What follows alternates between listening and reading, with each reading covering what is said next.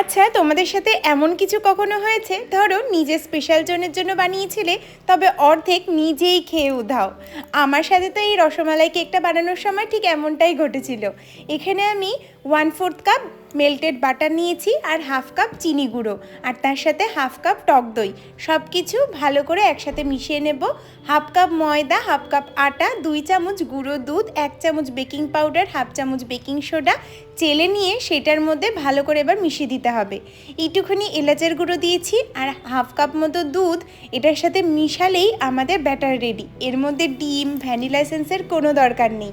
একটা ফ্রাইং প্যানের মধ্যে একটু কাগজের মধ্যে বাটার ভালো করে বুলিয়ে নিয়ে সেটাকে আমি জাল দিতে বসিয়ে দিলাম আরেকটা ফ্রাইং প্যানের উপর প্রায় 40 মিনিট। দুধের কেশর দিয়ে আর ড্রাই ফ্রুট দিয়ে একটা ক্ষীর বানিয়ে নিয়েছি, ঠিক রসমালাইয়ের যেরকম শিরাটা হয় ওই রকম। কেক রেডি হয়ে গেলে উপর থেকে শিরা দিয়ে পিস পিস করে কেটে সার্ভ করলেই রেডি এই রসমালাই কেক।